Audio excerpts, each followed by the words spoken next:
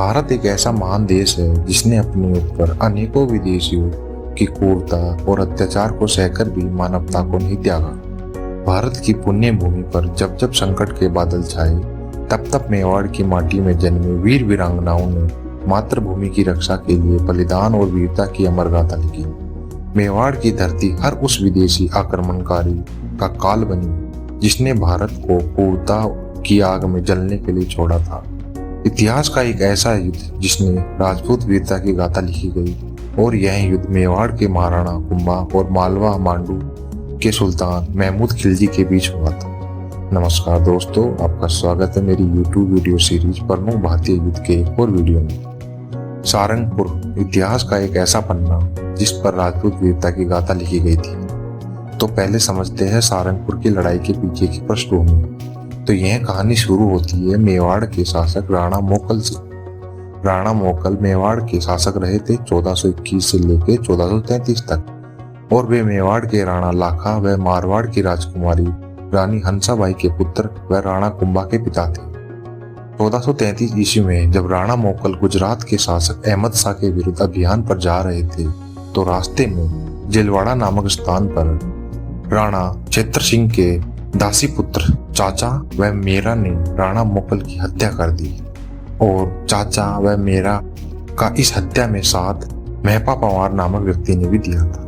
और जब राणा कुंभा को पता चला कि महपा पंवार, जो कुंभा के पिता राणा मोकल के हत्यारों में से एक था, वह मांडू के सुल्तान महमूद खिलजी के यहाँ पर है, वह महमूद खिलजी ने उसे मांडू में शरण दे रखी है, तब राणा कुंभा ने महमूद खिलजी को खत लिखा कि हमारे पिता के हत्यारे मेहता पंवार को हमारे सुपुर्द कर दिया जाए तो ठीक, वरना मुकाबले के लिए तैयार रहे। महमूद ने राणा के खत का सख्त जवाब देते हुए लिखा, क्या कभी ऐसा हुआ है कि पनाह में आए हुए शख्स को कोई बहादुर गिरफ्तार करवा दे?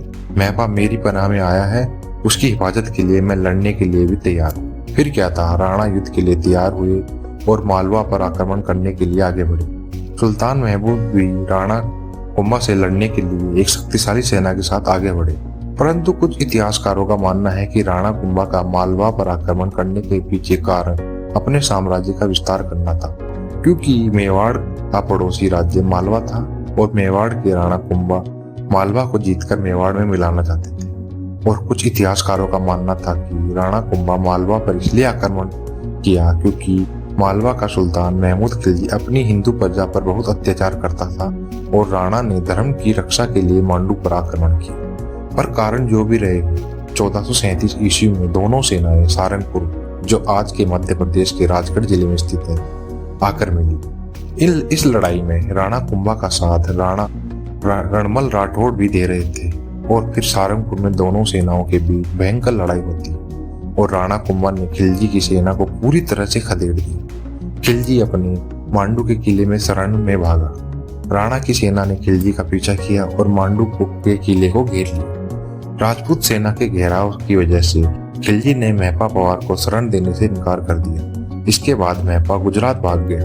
राणा कुंभा की राजपूत सेना ने मांडू के किले पर धावा बोलकर किले पर कब्जा कर लिया, और राणा रणमल राठौड़ की सेना ने सुल्तान महमूद खिलजी को बंदी बना लिया, और उसकी सेना सभी दिशाओं में भाग गई। राणा खिलजी को बंदी बनाकर चित्तौड़ ले आया और 6 महीने तक खिलजी को बंदी बनाकर रखा, जिसके बाद राणा कुंभा ने उसे बिना किसी फिरौती के मुक्त कर दिया।